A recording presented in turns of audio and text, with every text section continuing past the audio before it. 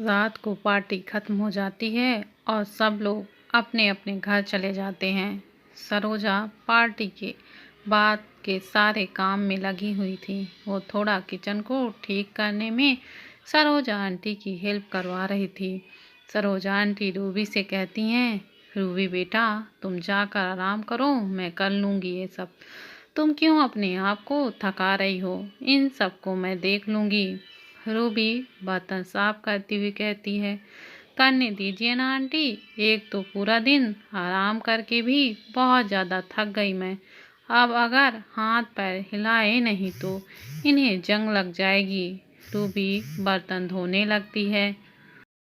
Saroja aunty बहुत बोलती हैं रूबी को कि वो अपने रूम में जाकर आराम करे, लेकिन रूबी मानती ही नहीं। सरोजा आंटी रूबी की हेल्प करने के लिए उसके पास खड़ी हो जाती हैं। सरोजा आंटी रूबी के बर्तन धुलवाते हुए कहती हैं, सब कुछ कितना अच्छे से हो गया ना, मैंने सोचा ही नहीं था कि सब कुछ इतना अच्छा हो जाएगा। अधर्म ने तुमसे शादी की, तुम्हें और तुम्हारे बच्चों को पूरी दुनिया के सामने अपनाया, यहाँ तक कि करिश्मा को भी अपनी ज़िंदगी से निकाल फेंका। तुमने जो सोचा था सब मिल गया। सरोजा आंटी की बात सुनकर रूबी के चेहरे पर एक उदासी भरी मुस्कान फैल जाती है। वो एक उदास सी आवाज़ में बर्तन धोते हुए बोलती है, मुझे कहाँ आंटी, उसने सिर्फ अपने बच्चों को अपनाया है। अगर ये ना होते तो अधर्म कभी नहीं बदलता। सरोजा आंटी रूबी के कंधे पर हाथ रखते हुए बोली, लेकिन बेटा तुम्हारे बच्चे के लिए ही सही वो बदला तो ना, धीरे धीरे सब ठीक हो जाएगा, वो तुम्हें भी अपने पूरे दिल से अपनाएगा। सरोजा आंटी की बात सुनकर रूबी उनकी तरफ देखकर बोली, पता नहीं ये दिन कभी आएगा या नहीं, पता नहीं मैं कभी अधर्व से उस तरह प्यार कर पाऊंगी या नहीं, बहुत मुश्किल है ये सब मेरे लिए। रूबी की बात सुनकर सरोजा आंटी खामोश हो जाती हैं। रूबी सारे बर्तन साफ करने के बाद किचन ठीक करने लगती है। वहाँ अधर्व अपने कमरे में पहुँचता है तो अपना कोट निकालकर सोफे पर रख देता है और चारों तरफ देखता है। उसे रूबी कहीं भी दिखाई नहीं देती। ये इतनी रात को कहाँ चली गई। अधर्व बाथरूम को भी चेक करता है, लेकिन रूबी कहीं नहीं होती। उसके बाद वो उसे ढूंढने के लिए नीचे आ जाता है। अधर्व हॉल में आता है। विनय सोफे पर बैठकर कार्टून देख रहा था। अधर्व विनय के पास आता है और उसके सर पर हल्का सा हाथ फेरते हुए पूछता है, चैम तुम अभी तक जाग रहे हो, जानते हो ना कि तुम्हें सही समय पर पूरी नींद लेनी चाहिए, तुम्हारी रिकवरी के लिए यही अच्छा है। इतनी लेट तक क्यों जाग रहे हो, अभी तक सोए क्यों नहीं। विनय मुंह बनाते हुए बोलता है, जीजू मुझे अभी नींद नहीं आ रही, मुझे छोटा भीम देखना है, मैं प्रॉमिस करता हूँ मैं थोड़ी देर में सो जाऊंगा, प्लीज देखने दीजिए ना। विनय का बेचारा सा मुंह बनाकर कहता है। विनय का मुंह देखकर अधर्व अपनी गर्दन हिलाकर तुरंत कहता है, नहीं बिल्कुल नहीं, यह सब ठीक होने के बाद भी देख सकते हो, फिलहाल तुम्हें आराम करने की ज़रूरत है, अभी अपने कमरे में जाओ और सो जाओ, जल्दी ठीक होना है ना या नहीं। विनय बेचारा सा मुंह बनाकर टीवी बंद कर देता है और अपने कमरे की तरफ जाने लगता है। तभी अधर फिर से विनय से पूछता है, अच्छा सुनो, तुम्हें पता है तुम्हारी दीदी इस वक्त कहाँ है। बिना थोड़ी देर सोचते हुए कहता है, हाँ वह भी सरोजा आंटी के साथ किचन में है, मैंने कुछ देर पहले ही उन दोनों को वहाँ जाते हुए देखा था। किचन में वह वहाँ पर क्या कर रही है। आधार थोड़ा कंफ्यूजन में सोचता है।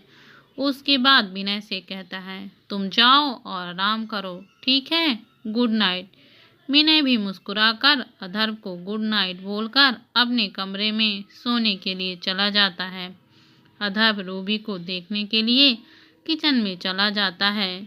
अधर्व जैसे ही किचन में पहुंचता है वह देखता है कि रूबी किचन के काम में लगे हुई है और सरोजा आंटी भी उसकी मदद कर रही हैं। रूबी को काम करता हुआ देखकर अधर्व के एक्सप्रेशन खराब हो जाते हैं। सरोजा आंटी की नज़र अधर्व पर पड़ती है और वो थोड़ा हिचकते हुए कहती हैं, अरे अधर्व बेटा, तुम यहाँ पर क्या कर रहे हो? तुम्हें कुछ चाहिए था क्या? अधर्व का नाम सुनते ही रूबी तुरंत पलटकर देखती है कि अधर्व दरवाजे पर खड़ा उसे ही देख रहा था। उसके चेहरे के एक्सप्रेशन बता रहे थे कि वह कुछ खुश नहीं है। उसे यहाँ पर देखकर अधर्व अंदर आता है। रूबी नर्वस हो जाती है। अधर्व रूबी के पास आकर खड़ा हो जाता है और उसके हाथ में पकड़ा हुआ कपड़ा देखता है जिससे वह गैस चूल्हे को साफ कर रही थी। अधर्व घर के सारे नौकरों को 2 मिनट के अंदर अंदर किचन में इकट्ठा होने का ऑर्डर करता है। रूबी और सरोजा आंटी काफ़ी कंफ्यूज हो जाती हैं। 2 मिनट के अंदर घर के सारे नौकर किचन में इकट्ठे हो जाते हैं। अधर्व बहुत ही डार्क एक्सप्रेशन के साथ और नौकरों को देखकर बहुत कोड आवाज़ में बोला, तुम लोगों को यहाँ पर खुशखबरी देने के लिए बुलाया गया है। अधर्व की बात सुनकर सब लोग कंफ्यूज होकर एक दूसरे की तरफ देखने लगते हैं। अधर्व काफ़ी गुस्से से भरी आवाज़ में कहता है, आज के बाद तुम लोगों की छुट्टी कर दी गई है, वह भी हमेशा हमेशा के लिए। 5 मिनट के अंदर अंदर ये घर खाली करके दफा हो जाओ, वरना मुझसे बुरा कोई नहीं होगा। अधर्व की बात सुनकर सारे नौकर शॉक्ड हो जाते हैं। अचानक उन्हें नौकरी से निकाल देने के बाद उनको समझ में नहीं आई। यह नौकर थोड़ा हिचकिचाते हुए पूछता है, लेकिन क्यों सर, हमने कोई गलती हो गई क्या? रूबी और सरोजा आंटी भी बहुत ज़्यादा हैरान थे। सरोजा आंटी भी आगे आकर पूछती हैं, क्या हुआ बेटा, तुम अचानक घर के सभी लोगों को नौकरी से क्यों निकाल रहे हो? अधर्व उन सभी नौकरों की तरफ गुस्से से देखते हुए कहता है, यह सब लोग आलसी और कामचोर हो गए हैं। इनको मैं तनख्वाह यहाँ पर फ्री में बैठकर खाने की और एंजॉय करने की नहीं देता। इनके होते हुए मेरी बीवी को किचन में काम करना पड़ रहा है, तो इन लोगों के यहाँ पर ज़रूरत ही क्या है? मैं अभी पूरा का पूरा स्टाफ नौकरी से निकालता हूँ। मुझे एहसान से लोगों के अपने घर में ज़रूरत नहीं है। अब दफ़ा हो जाओ यहाँ से। अधर्व की बात सुनकर घर के सारे नौकर शॉक्ड हो जाते हैं और बार बार माफ़ी मांगने लगते हैं। सर, हमें माफ़ कर दीजिए, हमने मैम को काम करने से काफ़ी मना किया, लेकिन वह जिद पर अड़ गई, इसीलिए हमें उनकी जिद के आगे झुकना पड़ा। प्लीज़ हमें नौकरी से मत निकालिए। हमारे बाल बच्चों का क्या होगा? बिल्कुल नहीं, तुम लोगों पर कोई तरस नहीं खाया जाएगा। मेरे बार बार बोलने पर भी तुम लोगों ने यह गलती करने की हिम्मत कैसे की? मैं कहता हूँ अभी के अभी दफ़ा हो जाओ मेरे घर से। अधर्व का गुस्सा शांत होने का नाम ही नहीं ले रहा था। घर के सभी नौकर काफ़ी घबराकर उम्मीद भरी नज़रों से रूबी की तरफ देख रहे थे। तब रूबी आगे आती है और अधर्व से कहती है, इनको नौकरी से निकालने की ज़रूरत नहीं है। मैं बैठे बैठे बोर हो गई थी, इसीलिए किचन में आ गई थी, क्योंकि मेरा काम करने का मन कर रहा था। इसका गुस्सा तुम्हें इन पर निकालने की ज़रूरत नहीं है। सब मेरी गलती है, आगे से ऐसा कभी नहीं होगा। पर तुम इन्हें नौकरी से मत निकालो। अधर्व रूबी की तरफ पलटकर कहता है, तुम अच्छी तरह से जानती हो कि कोई मेरी बात ना माने तो मुझे बिल्कुल भी अच्छा नहीं लगता। मैंने तुम्हें 1000 बार बोला है कि तुम काम नहीं करोगी तुम आराम करोगी, उसके बावजूद भी तुम मेरी बातों को अनसुना कर देती हो। आइंदा मैंने तुम्हें किचन के काम करते हुए देखा तो मैं सभी नौकरों की छुट्टी कर दूंगा। अब चलो कमरे में। यह बोलकर अधर वहां से चला जाता है। रूबी नौकरों की तरफ देखकर कहती है, तुम लोग अपना अपना काम करो। मेरी वजह से तुम लोगों को यहाँ नौकरी से नहीं निकाला जाएगा, चिंता मत करो। सभी लोग चेहरे पर एक मुस्कान के साथ रूबी का धन्यवाद करते हैं और अपने अपने काम में चले जाते हैं। और रूबी सरोजा आंटी की तरफ देखकर कहती है, मैं कमरे में जा रही हूँ, आप भी जल्दी सो जाइए, विनय वहाँ पर अकेला होगा। सरोजा आंटी भी मुस्कुराकर अपना सिर हिला देती हैं और वह दोनों भी अपने अपने कमरों में चली जाती हैं। कमरे में पहुंचने के बाद रूबी देखती है कि अधर शावर ले रहा है। वो एक गहरी सांस लेती है और सोने के लिए बेड पर चली जाती है। वो पहले ही नहाकर फ्रेश हो चुकी थी। थोड़ी देर में अधर वॉशरूम से बाहर निकलता है। उसके बाल गीले और हाथ में तौलिया था जिससे वो अपने बाल सुखा रहा था। अधर देखते ही कि रूबी बिस्तर पर लेटी हुई है। अधर अपने हाथों से तौलिए को वहीं पर रख देता है और बिस्तर की तरफ बढ़ता है। अधर ने सिर्फ अपनी बॉक्सर पहन रखी थी। उसके चेहरे के एक्सप्रेशन से बता रहे थे कि वह आज काफ़ी मूड में है। उसकी नज़रें बेड पर लेटी हुई रूबी पर ही टिकी हुई थी। आज का दिन वाकई में काफ़ी लंबा था। पूरे दिन के सामने उसने रूबी को अपनी पत्नी होने का दर्जा दिया, यहाँ तक कि करिश्मा को भी अपनी ज़िंदगी से निकाल फेंका। एक अजीब सा बोझ जो उसके सीने पर था आज काफ़ी हल्का महसूस हो रहा था, जैसे ना जाने कितने वक्त बाद उसने ज़िंदगी में कोई ढंग का फैसला लिया था। अधर बिस्तर पर जाकर रूबी के बगल में लेट जाता है। रूबी चुपचाप लेटे थी। अधर के हाथ धीरे धीरे रूबी के पास जाता है और उसके बदन को छूता है। अधर के हाथों का एहसास पर रूबी के रोंगटे खड़े हो जाते हैं। उसके पूरे बदन में थरथराहट पैदा हो जाते हैं। रूबी के रोंगटे अधर साफ साफ देख पा रहा था। अधर रूबी का चेहरा अपनी तरफ करता है। रूबी चुपचाप अधर की तरफ पलट जाती है। अधर की नज़र रूबी के गले पर पड़े हुए उस मंगलसूत्र पर जाती है जो उसने कुछ वक्त पहले उसे पहनाया था। उसे देखते ही अधर्व में एक अजीब सी हलचल होने लगती है। अधर्व के दिल में भी काफ़ी इमोशन थे जिन्हें वह कभी बाहर लाना नहीं चाहता था। हमेशा अपने सीने पर ही दबाए रखना चाहता था क्योंकि यही उसे सही लगता था। रूबी की नज़र अधर्व के चेहरे के एक्सप्रेशन और उसके मंगलसूत्र को देखते हुए उसकी नज़र पर पड़ती है। रूबी अब भी समझ नहीं पा रही थी कि आखिर अधर्व के दिल में क्या है। अधर्व के चेहरे से उसके दिल का हाल जानना लगभग नामुमकिन था क्योंकि यह बहुत अच्छे से अपने एक्सप्रेशन को मैनिपुलेट करना जानता था। अधर धीरे से अपना चेहरा रूबी के चेहरे के करीब लाता है और अपने होठों को रूबी के होठों पर टिकाकर उसे बहुत ही डीप और प्लेजेंट किस करने लगता है। कुछ वक्त तो रूबी बहुत गहरी सोच में थी, लेकिन धीरे धीरे उसकी सोचने समझने की शक्ति खत्म हो जाती है और वह इस मोमेंट में खो जाती है। किस करते करते अधर रूबी के पूरे बदन को चूमने लगता है। सब कुछ अब काफ़ी बदल गया था, कुछ भी पहले के जैसा नहीं था। अब अधर इस बात का खास तौर से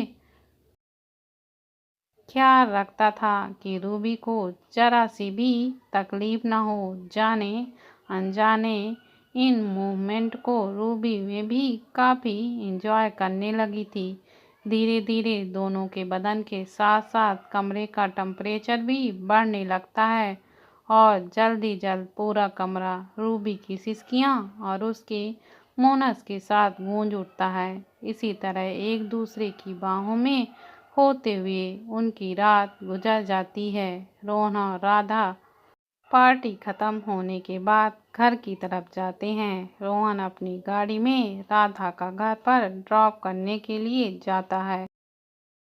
दोनों की गाड़ी रास्ते पर चल रही थी। राधा एक बड़ी सी मुस्कुराहट के साथ रोहन से कहती है, आज सब कुछ कितना अच्छा हुआ ना। मैंने तो कभी उम्मीद भी नहीं की थी कि सब कुछ इतना जल्दी और इतनी आसानी से हो जाएगा। हमें ज़्यादा मेहनत ही नहीं करनी पड़ी। अधर्व ने अपने आप ही सब कुछ कर दिया। रोहन गाड़ी चला रहा था। उसकी नज़र सड़क पर थी। वह अपनी नज़रों को सड़क से हटाकर राधा के खूबसूरत चेहरे पर टिकाकर एक प्यारी सी मुस्कान के साथ कहता है, हाँ बिल्कुल, कभी कभी मेरे उस बेवकूफ़ भाई से भी कुछ अच्छा काम हो जाता है। अच्छा हुआ सब कुछ वैसा हुआ जैसा हम लोग चाहते थे। अब मुझे लगता है कि बहुत जल्द दोनों के बीच की प्रॉब्लम्स ही ख़त्म हो जाएंगे और दोनों पूरे दिल से साथ एक दूसरे को अपना लेंगे। राधा अपनी फिंगर क्रॉस करते हुए बोली, आई होप सो।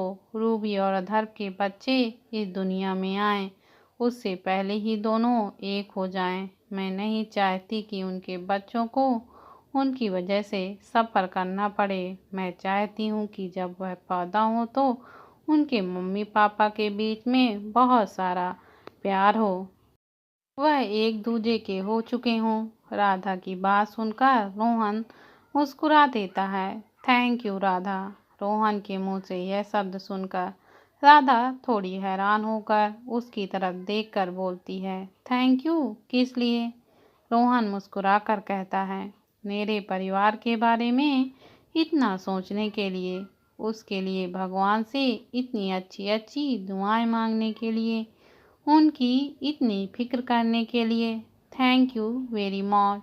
रोहन की बात सुनकर राधा अपनी आंखों को रोल करती है और एक हल्का सा मुक्का रोहन के हाथ पर मारती है। क्या बकवास बात कर रहे हो तुम? तुम्हारी फैमिली मेरी फैमिली नहीं है क्या?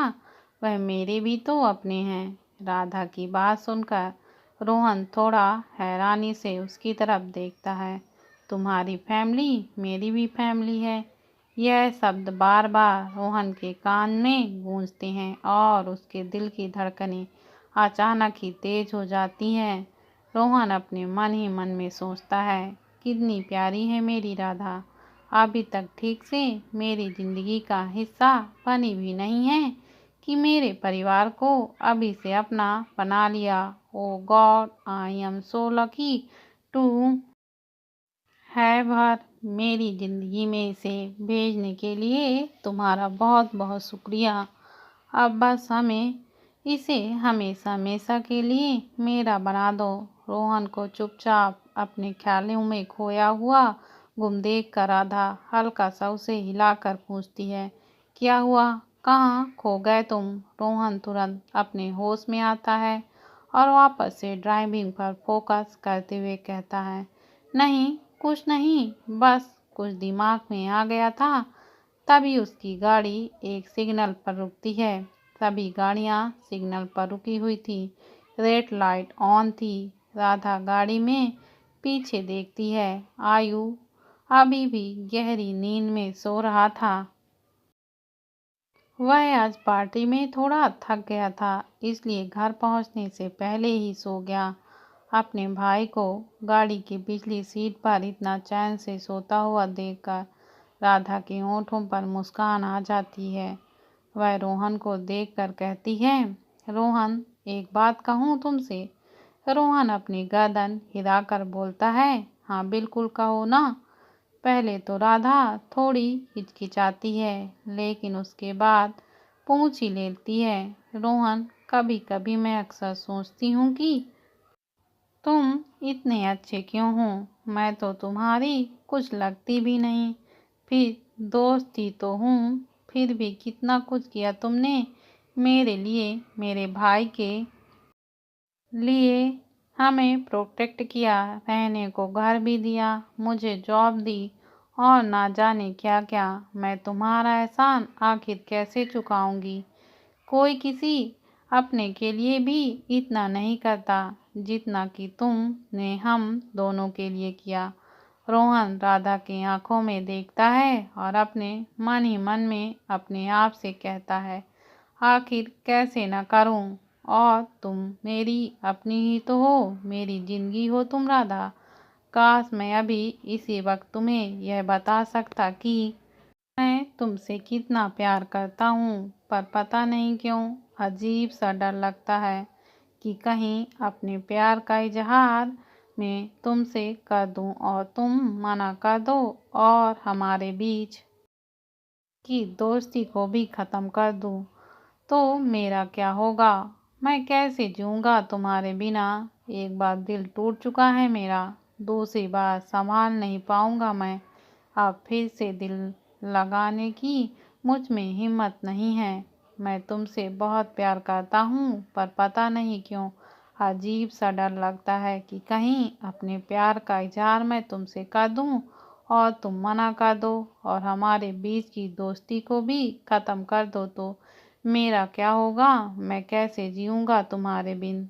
एक बार दिल टूट चुका है मेरा, दूसरी बार संभल नहीं पाऊँगा मैं। अब फिर से दिल लगाने की मुझ में बिल्कुल भी हिम्मत नहीं है।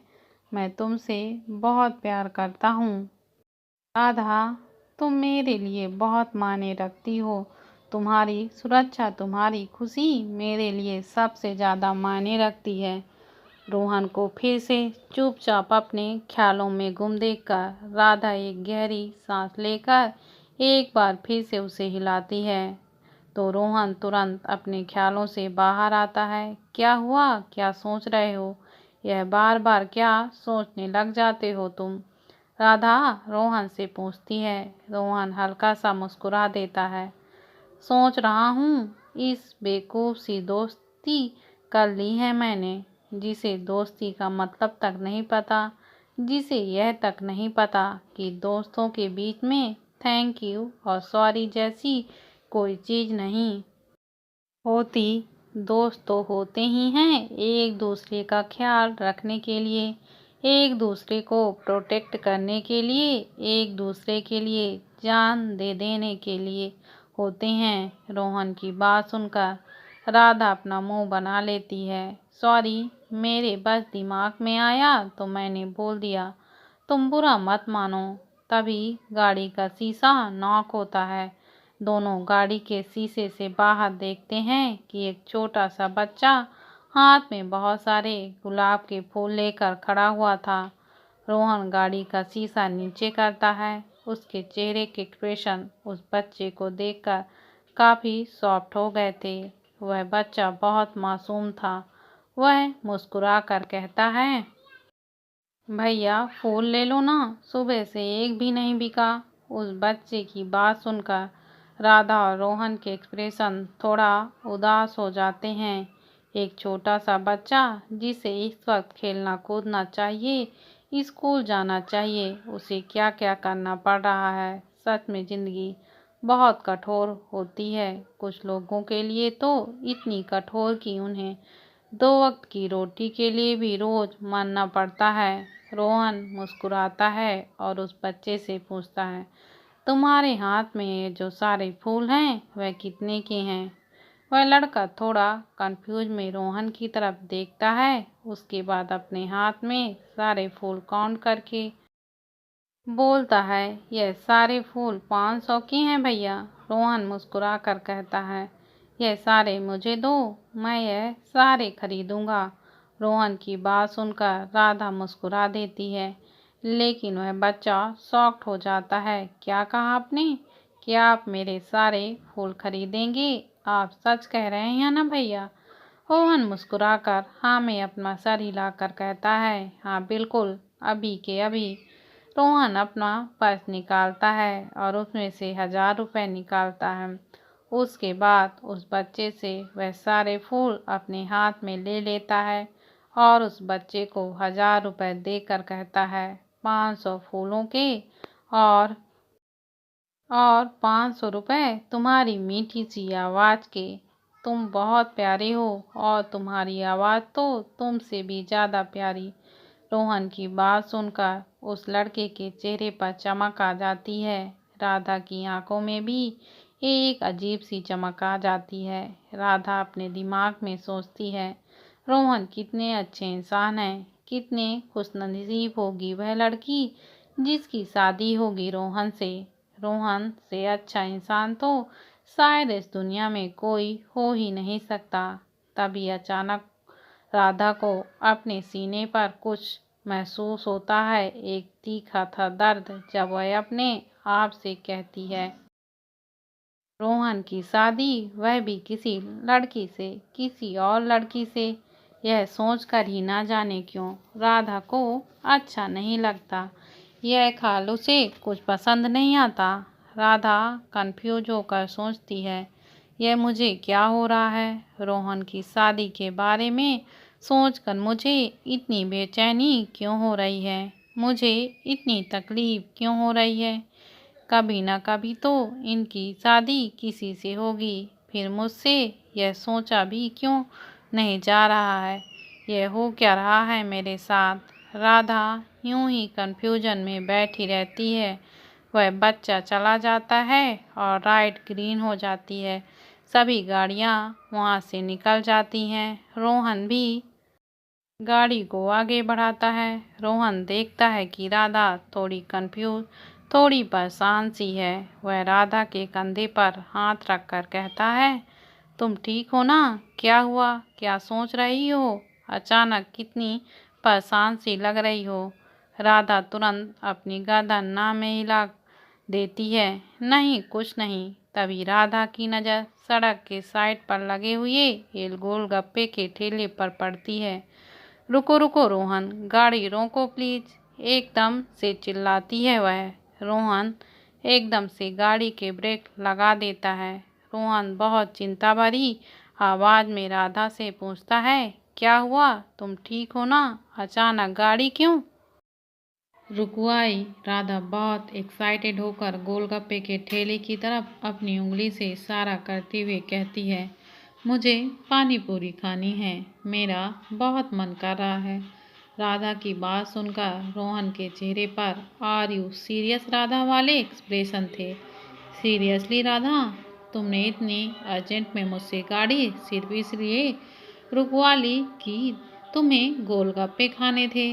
राधा बेचारा सा मुंह बनाकर हाँ में अपनी गर्दन हिलाकर बोलती है, मेरा बहुत मन कर रहा है, चलो ना खाते हैं प्लीज। राधा की बात सुनकर रोहन एक गहरी सांस लेता है और उसके बाद गाड़ी साइड में लगा देता है। दोनों गाड़ी से उतरकर गोलगप्पे के ठेले पर चले जाते हैं। राधा थोड़ा एक्साइटेड होकर बोलती है, भैया हमें गोलगप्पे खिलाइए ना प्लीज। गोलगप्पे वाला एक प्लेट उठाकर राधा को और एक प्लेट रोहन की तरफ करता है। रोहन लेने से मना कर देता है। राधा रोहन से कहती है, अरे तुम भी खाओ ना, तुम क्यों नहीं खा रहे? रोहन अपनी गर्दन हिलाते हुए बोला, नहीं तुम खाओ, मेरा मूड नहीं है अभी कुछ भी खाने का। राधा अपनी गर्दन हिलाकर कहती है, ठीक है। और उसके बाद पानी पूरी वाले भाई साहब से कह दिया, भैया थोड़ा तीखा बनाना और प्लीज़ थोड़ा जल्दी करो। पानी पूरी वाले भैया तीखी पानी पूरी बनाकर राधा की प्लेट में रख देते हैं। देखते ही देखते राधा 10 पानी पूरी खा जाती है और हर बार पिछली बारी पानी पूरी से ज़्यादा तीखा बनवाती है। रोहन फटे मुंह से राधा की तरफ देखे जा रहा था। राधा, यह क्या कर रही हो तुम? इतना तीखा मत खाओ, तुम्हें प्रॉब्लम हो सकती है। राधा अपनी गर्दन हिलाकर अपने मुंह से पानी पूरी खत्म करके बोलती है, अरे कुछ नहीं होगा मुझे इससे भी ज़्यादा तीखा खाने की आदत है। तुम चिंता मत करो, यह लो तुम भी ट्राई करो। राधा अपनी प्लेट में रखा हुआ गोलगप्पा रोहन के मुंह के पास लाकर कहती है। रोहन थोड़ा पीछे हटते हुए कहता है, नहीं मुझे नहीं खाना, मैं ज़्यादा तीखा नहीं खाता। राधा बेचारा सा मुंह बनाकर रिक्वेस्ट करती है, प्लीज ना रोहन, मेरे लिए खा लो ना प्लीज। राधा इतना बेचारा मुंह बनाती है कि रोहन मना नहीं कर पाता। वो अपना मुंह खोलता है और राधा पानी पूरी रोहन के मुंह में रख देती है और रोहन जैसे ही उस पानी पूरी को खाता है, ये बहुत तीखी लगती है। रोहन की आंखों में पानी आ जाता है। यह तो बहुत तीखा है, मुझे पानी चाहिए, बहुत जलन हो रही है। रोहन को इस तरह देखकर राधा को अचानक उसके लिए चिंता होने लगती है, तो पानी पूरी वाले भैया से कहती है, भैया प्लीज़ पानी दीजिए। वो पानी पूरी वाले भैया ठेले पर रखा हुआ पानी का बोतल उठाकर दे देते हैं। रोहन आधे से ज़्यादा पानी पी लेता है, लेकिन उसकी जलन कम नहीं होती। राधा पानी पूरी वाले भैया से कहती है, भैया आपके पास कुछ मीठा उठा है क्या? कुछ भी चलेगा, इनको बहुत जलन हो रही है। इस पानी पूरी वाले भैया के पास थोड़ी सी मिठाई रखी हुई थी। वह उसमें से एक मिठाई का टुकड़ा उन्हें दे देता है। राधा तुरंत उस मिठाई के टुकड़े को रोहन के मुंह में रख देती है, जिसे खाने के बाद रोहन की जलन कुछ हद तक कम होती है। राधा को रोहन के लिए बहुत बुरा लगता है। सॉरी रोहन, मेरी वजह से तुम्हारी यह हालत हो गई। रोहन अपने आप को थोड़ा नॉर्मल करते हुए कहता है, नहीं कोई बात नहीं, अब चलें, देर हो रही है। फिर राधा अपनी गर्दन हिला देती है और वह दोनों वहाँ से पेमेंट करने के बाद गाड़ी में बैठकर निकल जाते हैं।